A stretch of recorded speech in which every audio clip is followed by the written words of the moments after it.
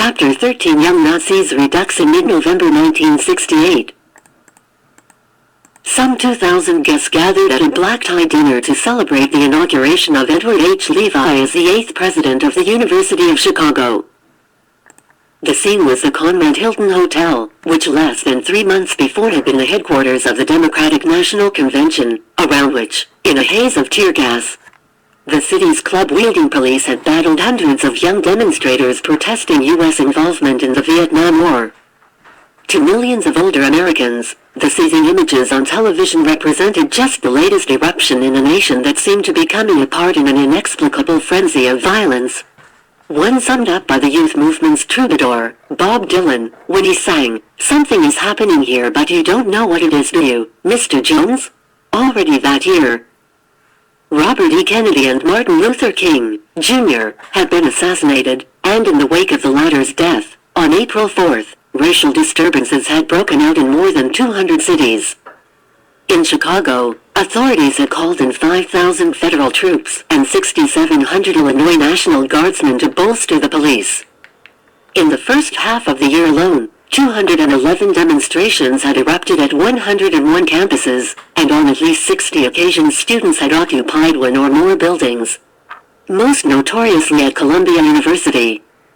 As Chicago's aristocracy entered the Levi Fete that night in November, about 100 pickets organized by the Students for a Democratic Society chanted, 1, 2, 3, 4.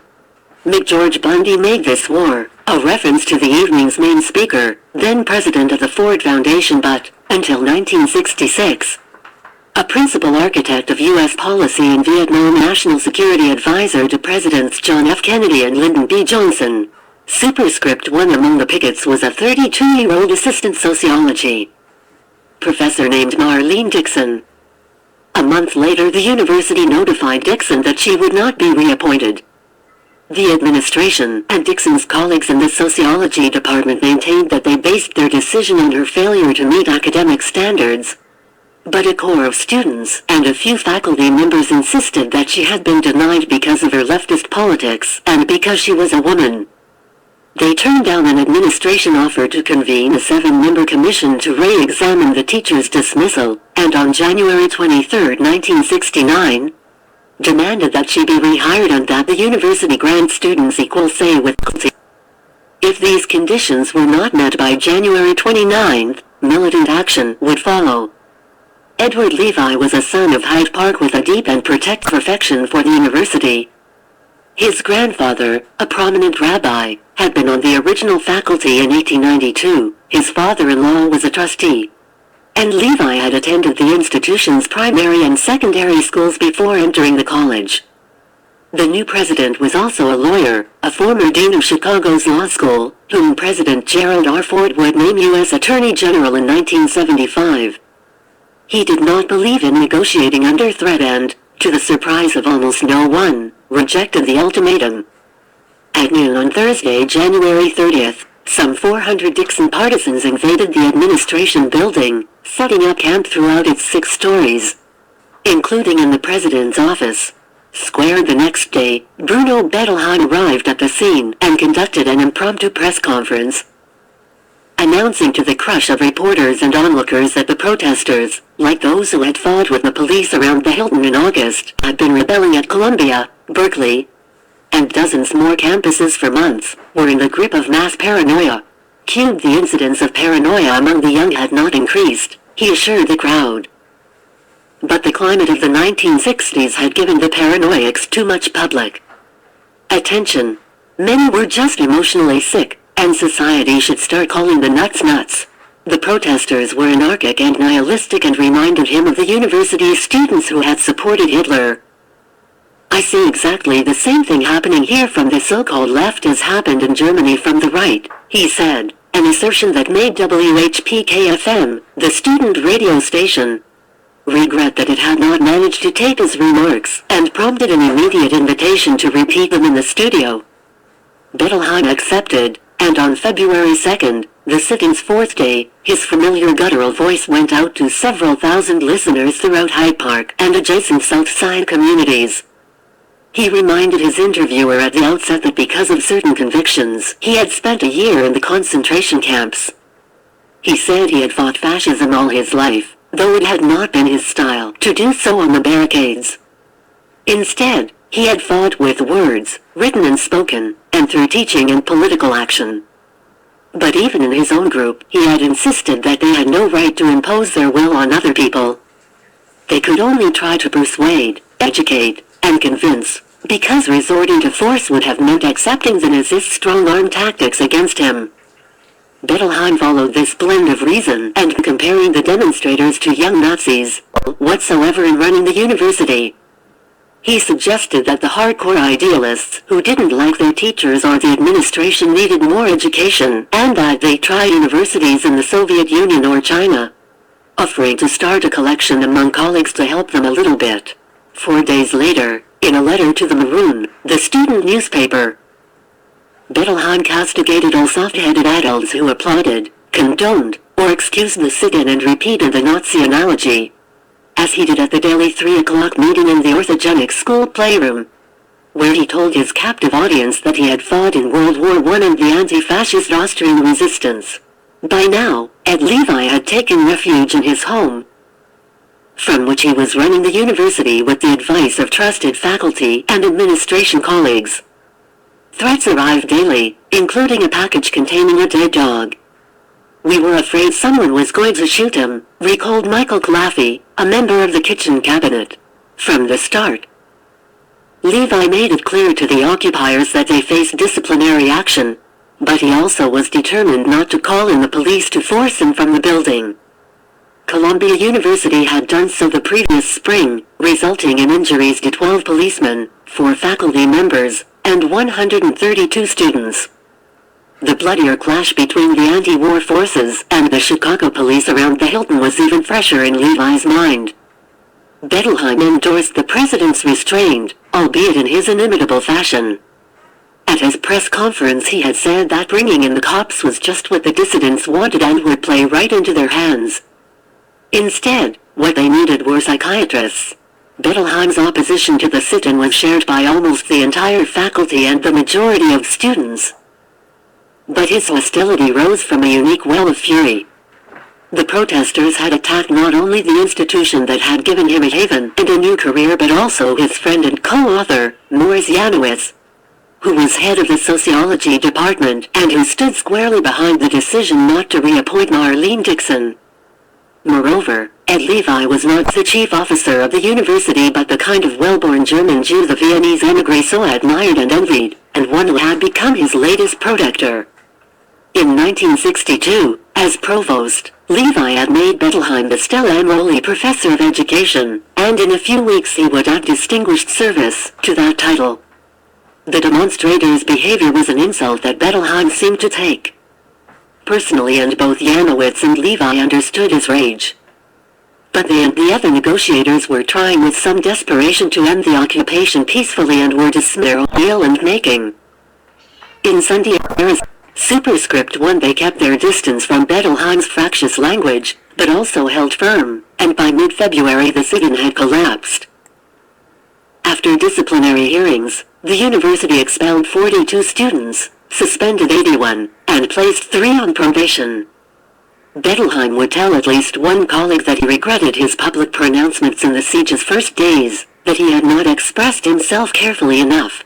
Superscript 1 but his noisy stand, combined with his reputation as an expert on the behavior of troubled children, now thrust him onto the national stage once again, and he quickly inhabited the role. Well before the sit-in, he had begun speaking out to a committee of the New York State Legislature investigating student disorders. At the University of Rochester, where his son entered as a freshman in the fall of 1968. In his Ladies' Home Journal column, a distillation of his dialogues with mothers, which had resumed on campus in the 1960s. But it was his Nazi analogy that focused the spotlight on him. 5 weeks after the demonstration ended, he was in Washington testifying before a special House subcommittee on education, at the invitation of Representative Roman C. Puchinsky, a 6-term Democrat and decorated veteran of the Army Air Corps who had flown with the first B-29 bomber raid over Tokyo. Puchinsky represented Chicago's heavily ethnic Northwest Side, a district that, like the congressman himself, had grown increasingly impatient with the unwashed radicals' contempt for the established order. Puchinsky endorsed Bettelheim's notion that many of the demonstrators were emotionally sick and found his Nazi parallel most timely, saying that the therapist's diagnosis offered for the first time some professional guidance for dealing with the dissidents. Superscript 1 squared Bettelheim spelled out that guidance in a statement of about 8,000 words that he read to the Rapt Committee. He said that many of the young protesters were bright but remained fixated at the age of the temper tantrum, which was what they were throwing on the campuses. From his expert's chair, he told the representatives that the protesters were indulged, guilt-ridden, middle-class kids drawn to figs like Ho Chi Minh and Mao Zedong because they desperately needed strong father figures. He assured them that psychiatric study had shown the demonstrators to be emotionally immature, and that psychologists always found that such people hated themselves as much as they hated the establishment. Bettelheim offered no evidence to support these observations, and the committee members asked for none. He had no doubt that the protest movement included would-be Stalins and Hitlers, though he conceded there were the 1930s, and the United States and the Nazi excelling students undermined university and intellectual life, but that they themselves did not pose a serious threat to the nation. What he did fear was that the Students for a Democratic Society and other disruptive guerrillas of the New Left would trigger a fascist backlash of the kind he had witnessed in Austria and Germany against the Communists and Social Democrats. The urge to revolt, Bettelheim told the committee, could be significantly reduced by a year or two of required national service for high school graduates, either in the military or in a domestic Peace Corps working on socially useful projects for pay and vocational training. American society kept adolescents dependent for too long, encouraging puerility. The cure for this was to age them a little bit, he said, to appreciative laughter.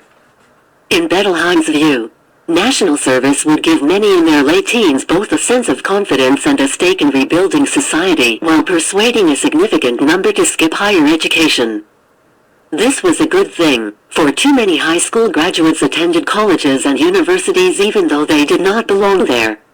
Students who had neither the discipline nor the intellectual curiosity to benefit from the curriculum.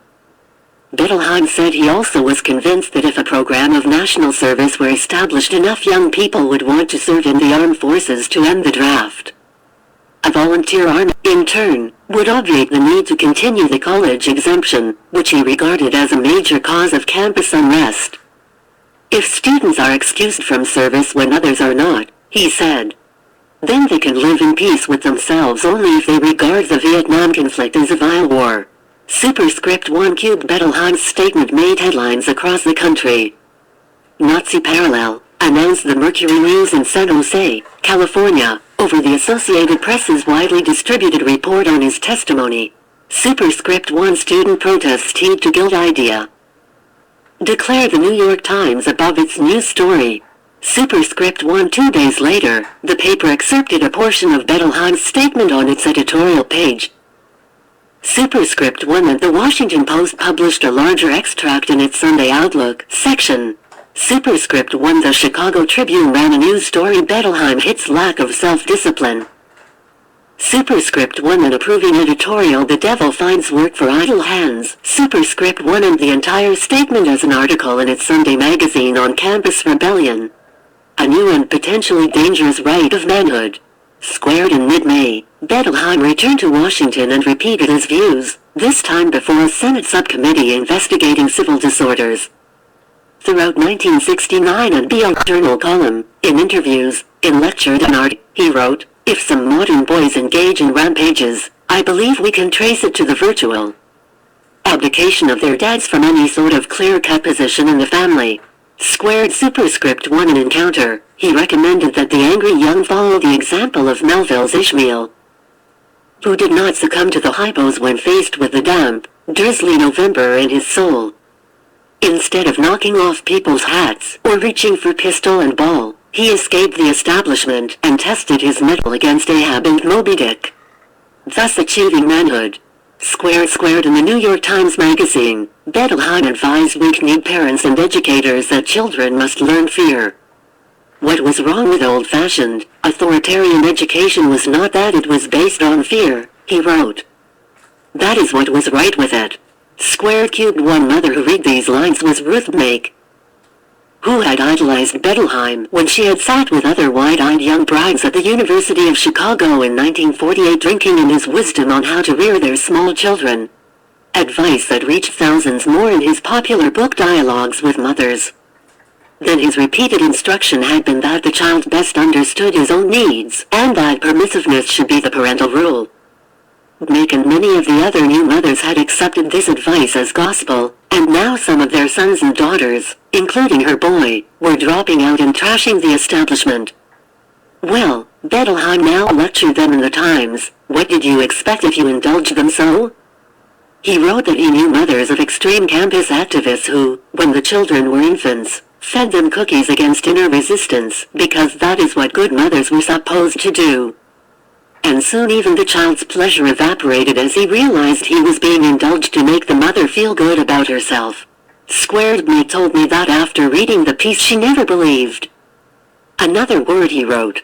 Like many men in their mid-60s, Bettelheim disdained the prevailing youth culture, with its loud rock, hippie clothes, and long hair, and at the orthogenic school often treated it as a personal affront. Charles Pico told me that when he pointed out that Jesus had unshorn locks, Bettelheim said, "Look at him, he's dead." Joe Sickman loved bell-bottoms and yearned to play the guitar. He said Bettelheim permitted neither. Sickman did have a ukulele, and the director came into the playroom one day when he and a friend were singing a Beatles song that included the phrase "Baby, I love you." Sickman recalled that everyone applauded when they were done except the director, who gave them one of his hard looks and asked, "Just who is this baby?" It was ridiculous, Sickman said. It ruined a good actress received similar treatment during a party at 1760s. The teenagers had gotten into the liquor. The dancing was slow and close, the music loud, the room semi-dark. Then, suddenly, the lights were on. I remember the heart and the throat feeling when Bruno appeared, recalled Eric's lab school friend Matthew Piers.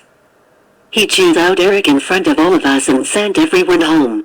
Later, Bettelheim described the incident to Charles Saltzman, principal guidance counselor at the lab school, saying that more parents should stand up to their children. Inevitably, Bettelheim's high profile and opinions made him a target for demonstrators. 2 weeks after he appeared before the House Subcommittee, he was in New York City for the annual meeting of the American Orthopsychiatric Association, an interdisciplinary organization founded in the mid-1920s that regards itself as representing progressive thinking in the U.S. psychotherapy movement. At this 1969 convention, the association was at pains to address the issues consuming the nation, scheduling panel discussions and symposia on hippies, student revolt, drugs, Black Power, the ghetto child, and a lunch marking the first anniversary of Martin Luther King, Jr.'s single-quote assassination. There was also a roundtable in which the dissident young had a chance to make their main argument, which was that the profession's concentration on psychology was misplaced, because social factors like poverty, racism, and lack of education were the primary causes of mental suffering. Despite the OA's efforts at inclusiveness, the bulletin boards at the New York Hilton blossomed with announcements of rump meetings and caucuses, and several panels commenced under the threat of a break-in by the dissidents, not least the workshop on autism and schizophrenia in which Bettelheim was the star participant. Marion Langer, the association's executive director at the time, told me that when she warned Bettelheim he faced a potential invasion, he resisted the Levi strategy that had worked so well at Chicago and demanded that she call the police in advance. She refused, telling him, "It hardly looks good to the public if a great mental health expert can't handle these kids, and that he should deal with them." Shortly after the workshop began, in the rotunda room on the third floor of the hotel, about a dozen protesters marched in. They wore Che Guevara berets, carried 1 or 2 toy machine guns, and chanted, "Ho, ho, Ho Chi Minh, the paranoids are gonna win." Erwin C. Rosen, who was chief psychologist at the Menninger Clinic at the time and also on the panel, told me what happened next. When they got to the well of the room, where we were sitting, one said, "Drive." But students who demonstrate are paranoid. Well, was this diagnosis the result of a full examination? Because if you call them paranoid without a full psychiatric examination, you're irresponsible. And if you went public and said they were paranoid after you examined them, then you're unethical. Which are you, irresponsible or unethical? Bettelheim reddened and then simply lost it. He said he didn't have to stand for such harassment and stalked out of the room. Still, the demonstrators refused to leave, and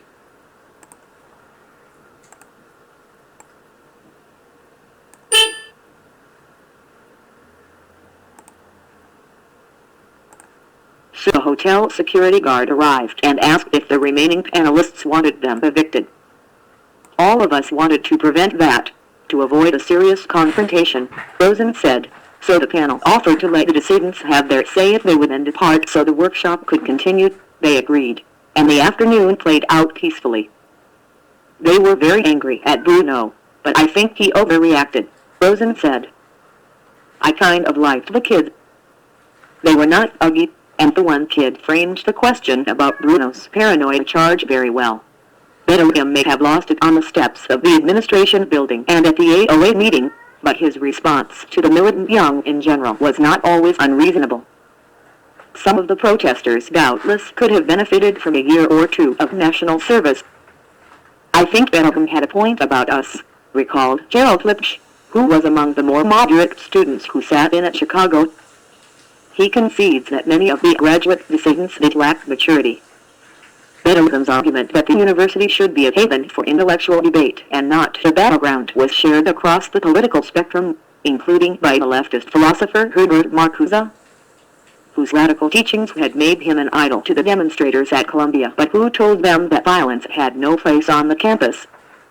Bettelheim was hardly alone, too, in observing of youthful mind-blower that when you can't face life without drugs, you're already in very bad shape. Superscript 2.5 What set him apart from most other critics of the rebellion was his failure to engage the main issue that was driving it.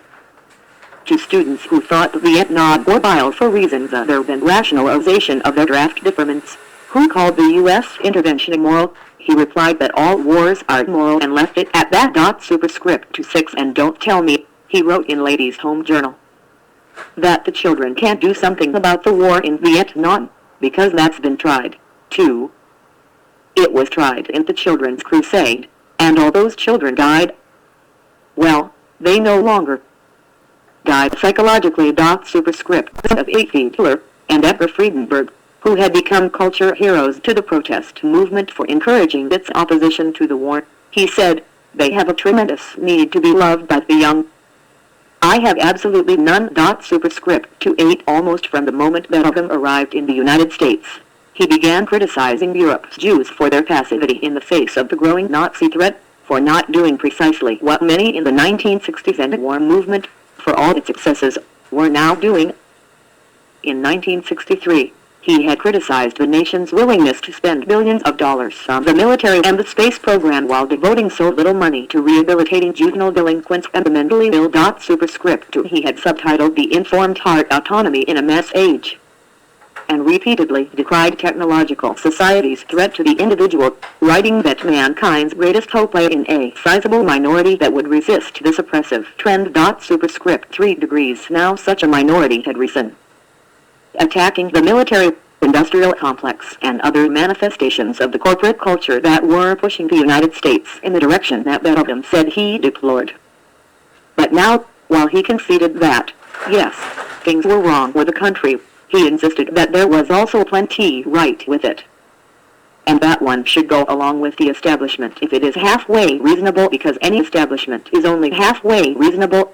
Superscript 3 Superscript 1 The day after Bettelheim testified for the House Subcommittee, the Washington Post reported on page 1 that 351 U.S. servicemen had died in Vietnam the week before. Bettelheim did not examine whether such lethal facts represented a halfway reasonable response to civil war in Southeast Asia. Instead, he urged parents to raise their children on the British Sixth Statement, my country. Right or wrong? Superscript 3 Superscript 2 If he pondered how that rallying cry might have struck him on the train to Dachau, he did not say, nor, In calling all wars immoral, did he wrestle, in print at least, with the philosophic complexities posed by the good war that had crushed a master race bent on turning him to ashes? Bettelheim's attitude toward the student revolt reflected his growing political conservatism.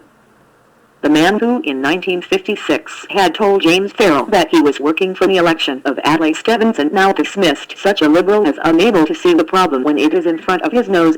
Superscript 3 liberals had become helpless before the threat of mob rule and were making all too much of a fetish out of formal democratism.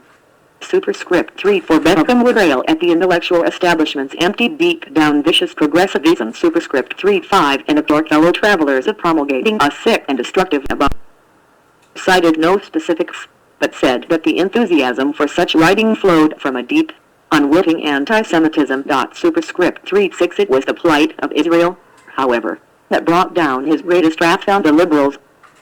He saw them as working subtly against the Jewish state, in part by making sure that the media countered news of that nation's suffering with reports on the oil shortage in the United States and the need to appease Arab suppliers. Privately, he called the oil shortage a chimera and charged the liberals, Jews foremost among them, with blocking construction of the Alaska pipeline. If it were built, he said, U.S. dependency on Arab oil would end. Superscript 3-7 by the early 1970s, Richard Nixon was his man. A true friend of Israel, 10 months after the president fell in August 1974, Bettelheim was still blaming the liberals, in a letter to his Jerusalem friend Carl Frankenstein. Our Watergate was the worst pseudo-battle of the most immoral men who camouflaged themselves as guardians of virtue and, by pointing at Nixon as the embodiment of everything vile, avoided looking at themselves. Nixon was their sacrificial scapegoat. Superscript 3-8 speaking to a meeting of social studies teachers, Bettelheim lamented America's value-free society, suggesting that it was a function of the nation's educational system. He said the Watergate scandal might have been avoided if the co-conspirators had been required in school to use McGuffey readers, which taught ethical behavior. Superscript 3 Bettelheim's concern for the Israelis and for beleaguered Jews in general did not extend to the plight of African Americans in the land that had rescued him from an annihilating prejudice. In March 1962, the Cook County Department of Public Aid named the orthogenic school one of 6 children's institutions that barred blacks and said it would no longer make placements there. For degrees, Bettelheim publicly denied the allegation, but in fact he enforced an all-white policy throughout his 3 decades as director of the school, where a heroic depiction of John Henry, the legendary black steel drive-in man, still graces the stairway, and another mural shows a pregnant woman with a black and white belly, meant to symbolize racial equality. Bettelheim's stated reason for his policy was that one or 2 African American residents would feel uncomfortable because of their minority status and the disturbed white children would feel somehow threatened by the presence of blacks. For Superscript 1 the latter concern did not extend to the men and women who cooked and served the children's meals and cleaned their toilets, almost all of whom were black throughout Bettelheim's tenure. The rest of the staff was white. Bert Collar told me that in 1971, when he ran the school for several months while Bettelheim was a class woman with a master's degree, this enraged the director, as did Collar's proposal that a preschool center funded by one of the school's big donors take in some children from ghetto families. Bettelheim was furious that I wanted to bring in these black kids, Collar said. He was a snob and a racist. What can I tell you? Race relations was a contentious issue in Hyde Park, where throughout the 1950s the university led one of the most ambitious urban renewal efforts in the nation, one its detractors called Negro removal. By 1960, the project had pushed scores of businesses and hundreds of families out of the neighborhood, and bulldozers had razed acres of aging homes and stores, which were replaced by townhouses and other upscale amenities in a successful attempt to seal off the campus from the black poverty that encroached on 3 sides. The radical organizer Saul Alinsky was publicly critical of the university and worked hard in the early 1960s to improve the log of poor blacks in Woodlawn, the neighborhood on the northern edge of which sat the orthogenic school. One day Alinsky was walking near the school with his organizing colleague, Nicholas von Hoffman, when they ran into Bettelheim. There was the briefest hello, von Hoffman told me.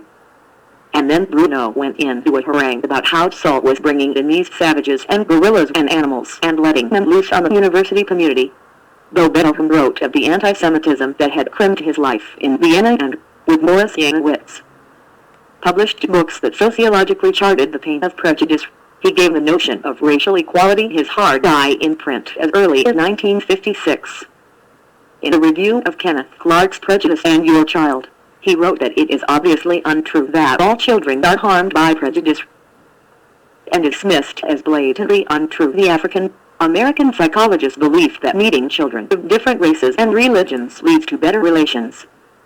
Bettelheim cited as evidence his own experience as a Jewish boy in the non-segregated schools of Germany, and Austria, where, he said, racism and ultranationalism had taken root, whereas most children who went to segregated Catholic parochial schools turned out even under the Nazis to be much less prejudiced, not only against Jews but Poles and Czechs as well.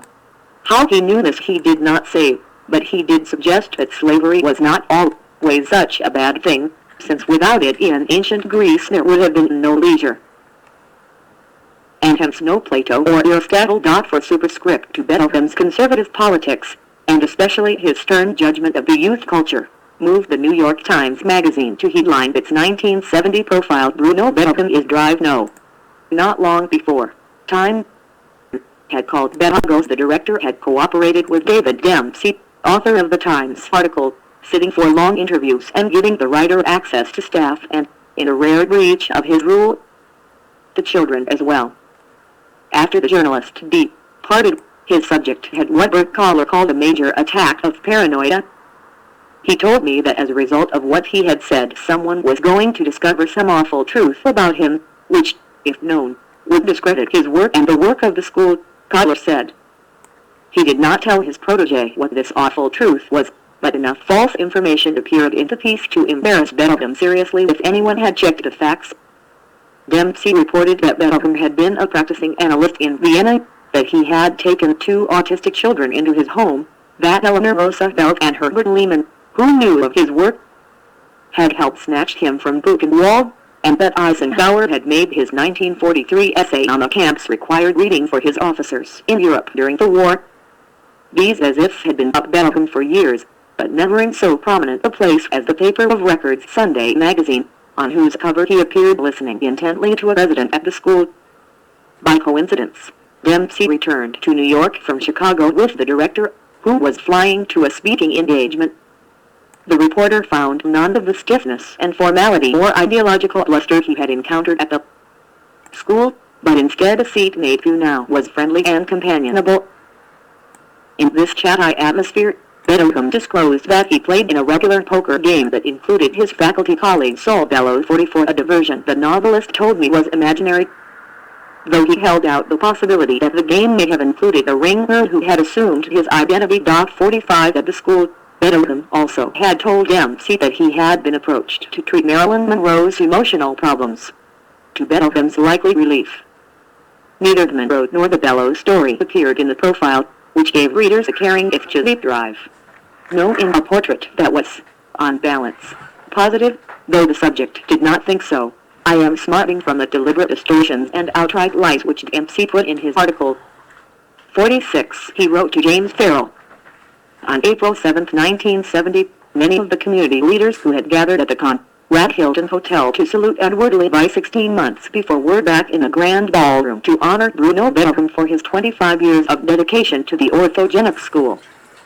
Robert Finch, Richard Nixon's Secretary of Health, Education, and Welfare, was the principal speaker, and the list of sponsors for the fundraising event ranged from Chicago Mayor Richard J.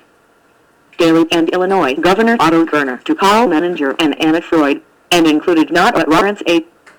Kempton and George P. of Chicago, under whom Bettelheim had served.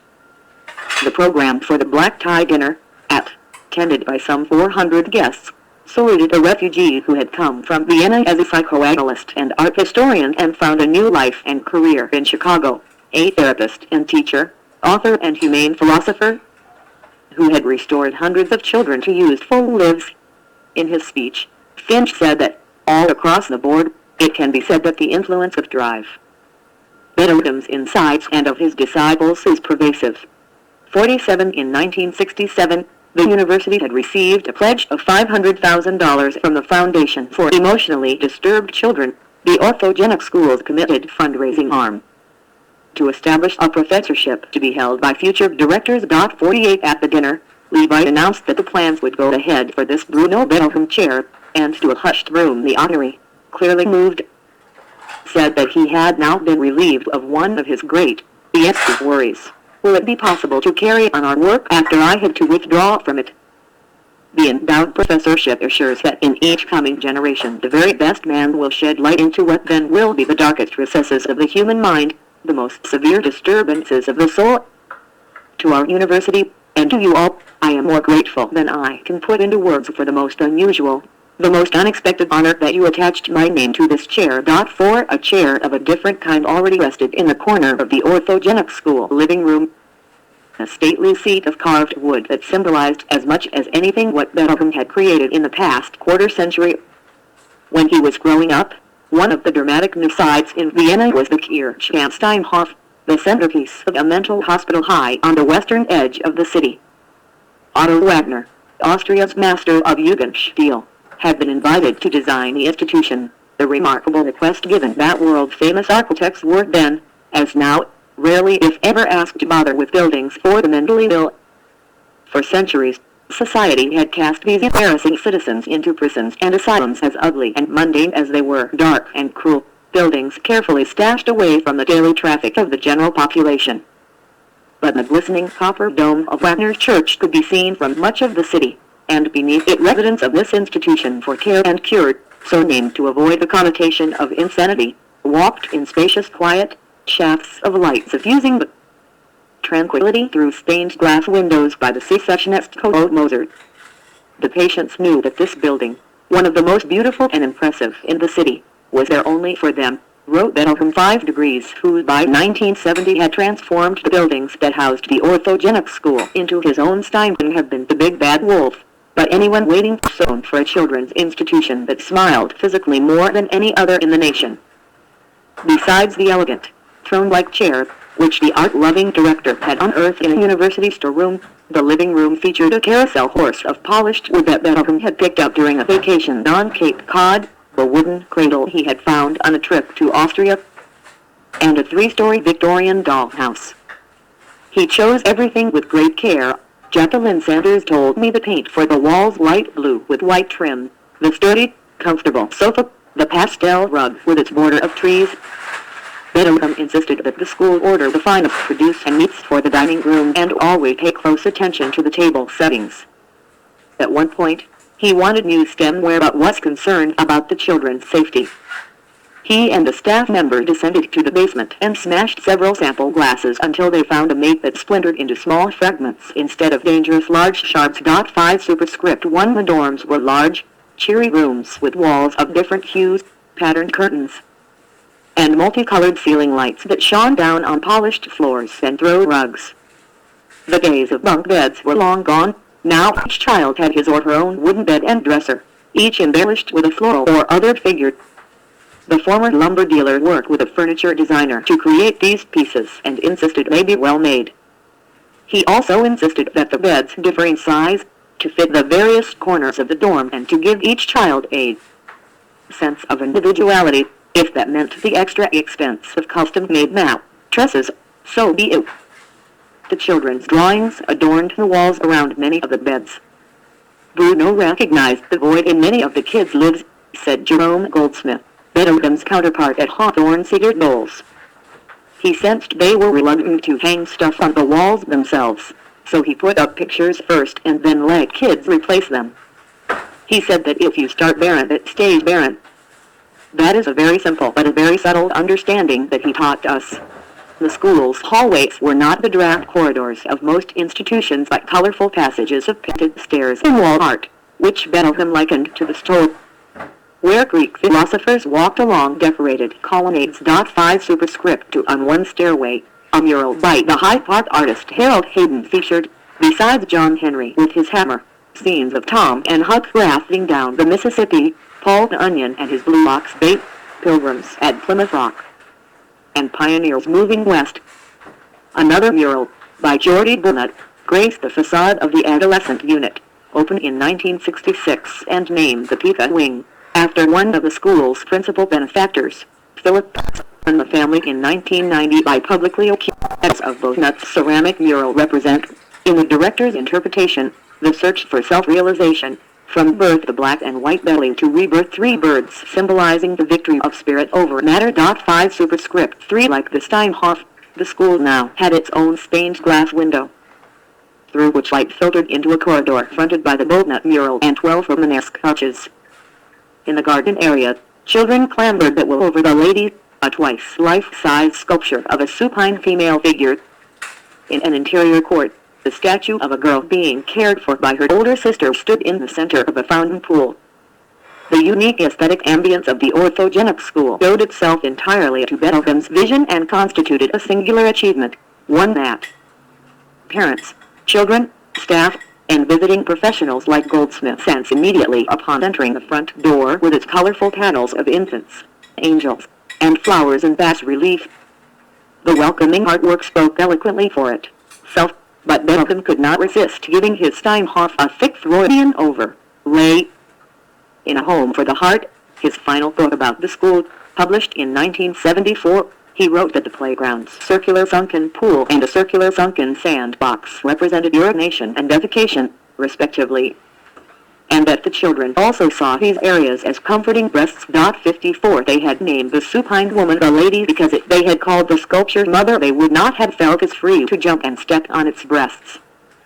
Abuse that gradually developed as they learned to express their affection and rest their heads on the stone bosom. 55 The heavenly bodies at the top of one stairway also represented the nurturing mother, as in the Milky Way. 56 Animals along another stairway stood for thoughts of instinctual freedom: monkeys in trees, protection lions, failure to face hard facts, an ostrich with its head buried, the unicorn gave up its phallic power for true love, and the phoenix rose from its own ashes, thereby of its own free will sharing its former existence to gain a new and better one. 57 5 pages after saying that the children saw pool water as urine, he abandoned that interpretation. Now, discussing the statue of the 2 sisters, he wrote that the quietly playing fountain, the music of its rising and falling, remind us not only of what should be the easy flow of human life, but also of the origin of all life in the liquid element.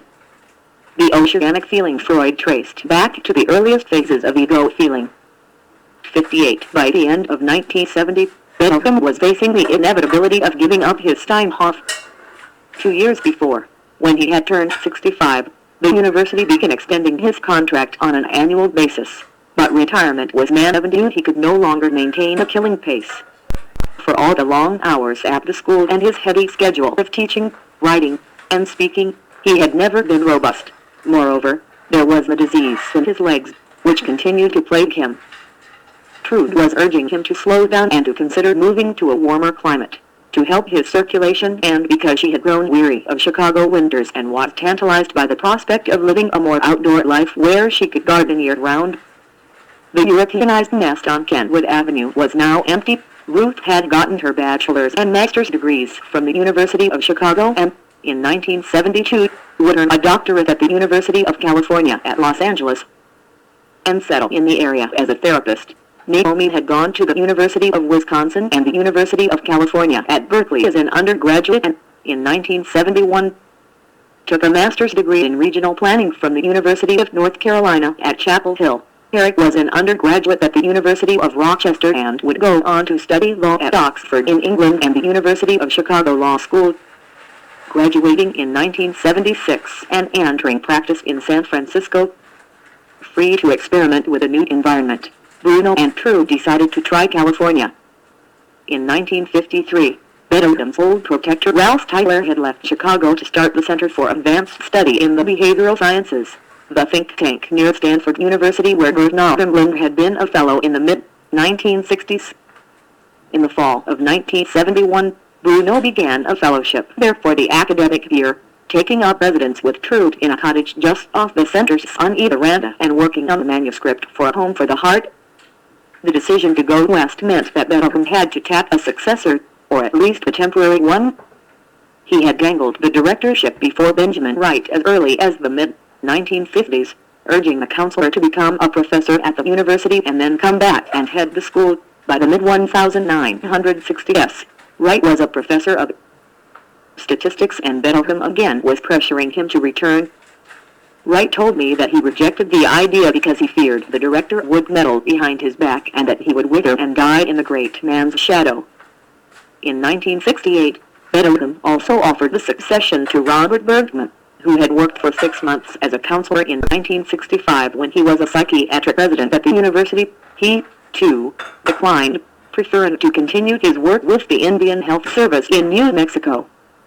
By the late 1960s, the director was desperate and began pleading with Bert Collar to come back and prepare to take over. Collar was bound for a teaching post at Yale, but at the last minute turned it down and, in 1969, returned to the orthogenic school in 1957 as a teenager to begun to publish and was an assistant professor at Chicago, where he would rise, as head Bettelheim, to full professor in the departments of education, psychology, and psychiatry. As a former resident and counselor, and now associate director, he understood the orthogenic school culture as few others and seemed, even though he was only 33, the logical choice to become the next director. Collar felt the school had saved his life after he entered as a fused 10-year-old in 1950, and admired much that Bettelheim had accomplished.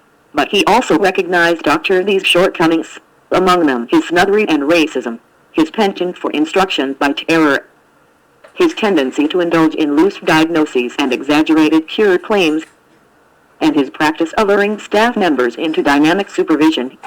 Collar not only disapproved of Bettelheim's couch work but saw it as an indication that he had come to have more interest in the staff than in the children. Mostly, Collar felt the school had to be brought up to date. He had no intention of overseeing it as if he were the head of a turn-of-the-century Viennese family. 5. Papa's departure for the center relieved a good many of the residents. The days of his marching into the dorm, of everyone falling silent, of people getting clobbered that stuff ended, Arnold Granville told me. John Schmedley, another resident during this transition period, recalled that when Bettelheim made rounds he and his dormmates had been aid to talk to him. We simply would say, "I'm fine," when he asked how we were. We wanted him out of the room. When Collar made rounds, he was more friendly and would stay longer, and he took our side more than Dr. V did. Sometimes he would give us a stern lecture, but there was no longer the pervasive sense of fear. Among some counselors, however, there was a pervasive sense of nostalgia. The women in particular missed their father's figure and the certainty he conveyed, for all his growling and the tears it wrought, and many counselors resented any push Collar made to alter the old ways. Mark Bleckner, an undergraduate at the university who worked briefly at the school when Bettelheim was in California, was struck by the pecking order in staff meetings. There was a hierarchy as to who had known Bettelheim the longest, he told me. The talk was constantly peppered with Dr. V would do this or Dr. V would do that. You felt that for whoever was taking over it was an impossible situation. As Ben Wright had predicted, Bettelheim began meddling immediately. From the moment Bert walked in the door, Bruno was undermining him, recalled Leslie Orono, who arrived as a counselor in the teeth of the transition. Bruno went to his sycophants and would depreciate Bert. "Bert is not me," was the message. The called these acolytes, complained constantly to the decision to remove Quick from the dining room tables. The children had been imbibing so much of the chocolate-flavored drink each morning that many had stopped eating breakfast. By mid-morning they were hungry, so their teachers had to interrupt class to prepare a snack, after which the children weren't hungry at lunch but would be again by mid-afternoon. At a staff meeting we agreed that we would stop putting Quick on the tables, but when I came in the next morning there it was. I looked around and said, "I thought we decided to remove the drink." "Yes," said Julie or Joan, "but we called Dr. D and he said you were depriving the children." Bettelheim second-guessed in more serious crises as well. When a counselor who had been in therapy with Bettelheim slashed her wrists, Collar hospitalized her in the psychiatric unit of the university's Billings Hospital. Bruno was furious, Collar recalled. He said I should have cared for her in the way she needed to be cared for, that it was my fault. I told him, "I'm here for the kids, not the staff. The staff have to be grown UPS." I was glad to talk to them, and did 6 nights a week, but I was not going to have them sitting in my lap. Just before Christmas 1971, Pollak got into a dispute with Steve Hurchin, the naval experienced counselor whom Bettelheim called footballer because of his lineman's physique and athletic history.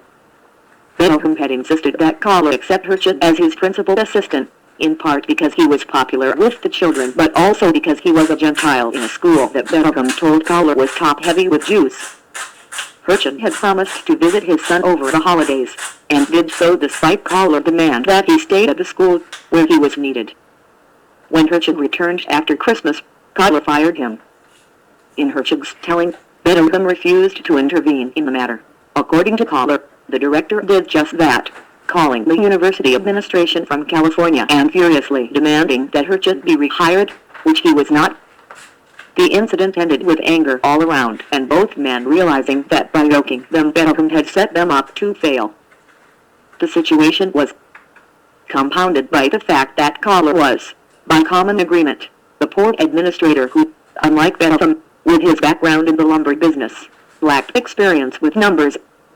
By the time the director returned from the center in the spring of 1972, the school's budget had begun to spin out of control. Back in charge of his Steinhoff, Bettelheim was really vicious to Bert 6 Degrees, who soon resigned.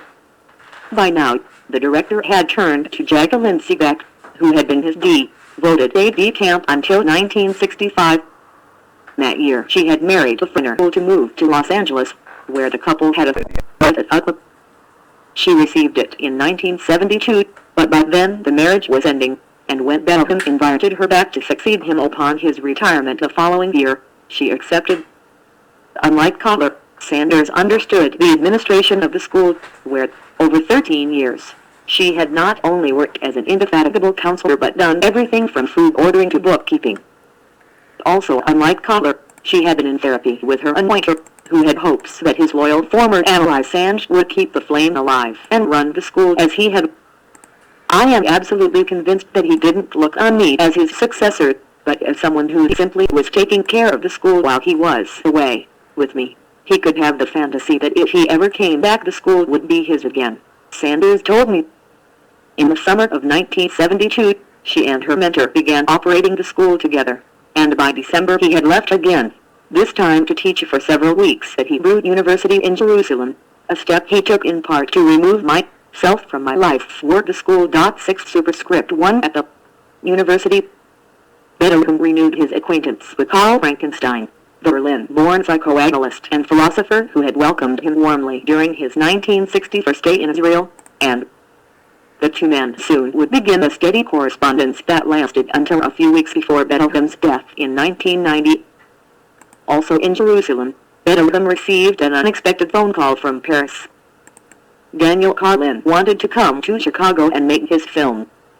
He had recently read the French edition of The Empty Fortress and found it fascinating. I was very young, 31, so I just picked up the phone and called Bettelheim and told him I wanted to make a documentary about him and his school. Called Carlin, who at the time had been working in French state television for several years. Bettelheim would eventually tell Carlin that he had loathed all his life those who used patients to make themselves famous. 6 squared a distaste that apparently up during the late night hours when he had woven Joey, the mechanical boy, and the other dramatic case histories that became central to his reputation. Bettelheim himself had hired Myron Davis to take the photographs of the children that appeared in Love Is Not Enough, and Charles Sharp to make films that Bettelheim sometimes showed when lecturing, or when trying to persuade the Ford Foundation to reopen its purse strings as his autism grant was running out. Nor had he ever been shy about sitting down with Dick Cavett or other TV hosts and discussing the children on TV. He was scrupulous, however, about not revealing their real names, and over the years had rejected requests by U.S. producers to bring cameras into the school, in part because he feared they might not hold up, but Carlin's pitch flattered him. Now on the prospect of a film that would sum up his work there, a documentary that would appear not on the vulgar American airwaves but in the highbrow, commercial-free precinct of French government television. By March 1973, Carlin was at the school with a crew, much to the dismay of Jacqueline Sanders and several other staff members, who were concerned, as had been Bettelheim up to then, about the children's privacy. But Carlin was adamant. He had not come all the way from Paris to shoot the backs of heads, and Bettelheim, in one of his last acts of authority, insisted that the Frenchman have a free hand. Eventually, the compromise was worked out. Carlin could film just as he wished, but the result could never be shown North America. 6 Superscript 3 When the film appeared in France in the fall of 1974, it would become a cause célèbre. The focus of what one Paris newspaper headlined as the scandal of the traffickers in autism. 64 That brouhaha was more than a year away. With the filming finished, Bettelheim now began his painful withdrawal from Hyde Park. He and Trude had considered moving to Europe, possibly to Switzerland. Trude's friend from her Montessori days, Rena Visscher, now lived in Basel with her husband, Hubert Redon, Wix Hartman, Edith Sturba's brother. In 1970, the couples had made a happy 3-week trip together through Italy, with Bruno acting as a great guide to the country's art. 65 The friendship was a powerful lure, as was the old world in general, but the Bettelheim children were a greater one. Ruth already lived in Southern California, and Eric was attracted to the idea of practicing in San Francisco when he graduated from law school. Bruno had enjoyed his stay at the center in Palo Alto, and had made major progress on a home for the heart, but he disliked California's laid-back atmosphere and perpetual sunshine. You can't do therapy outdoors. It's not an outdoors sport, he would tell a friend, adding that California was for fruits and nuts. 66 He knew, however, that the warm climate was good for his health, and Trude adored it. Reluctantly, they sold the house on Kenwood Avenue, in which they had raised their family, and which had represented such stability in the New World. The buyers were a couple named Childers, and as Bruno showed them around, he wondered aloud how he would manage without the seasons, which he felt primed his creative energy. 67 He agonized, too, over how he would survive without the orthogenic school, and especially without the University of Chicago, which had succored him almost from the moment he had arrived in the United States in 1939. Bettelheim bought a house in Portola Valley, the development of Rufus. In this strange land would anyone know or care who he was, the way his Chicago colleagues did when he entered Jump Hall or the dining room at the Quadrangle Club. In 1971, Bettelheim had been named to the American Academy of Arts and Sciences, and the American Academy of Psychoanalysis had presented him with its Frida from Reichman Award for his distinguished contribution to the understanding and treatment of childhood psychosis. The next year, the American Orthopsychiatric Association made him a Life Fellow, and just as he left the school in 1973 he appeared on CBS Reports to talk about autism. 68 He feared that he would disappear among the palm trees, that the honors would cease and the media would stop calling to tap his views on children, concentration camps, the kibbutz theme, and the myriad other subjects on which news desks had come to regard him as expert. And even at age 70, Bettelheim still felt the need for a protector. Would he find a Ralph Tyler or Ed Levi at Stanford? Would the university, where he knew almost no one, even bother to ask such an old man to teach there, especially an old Freudian who, like many other therapists of his generation, was increasingly regarded as irrelevant by a profession turning more and more to family therapy and psychotropic drug treatment?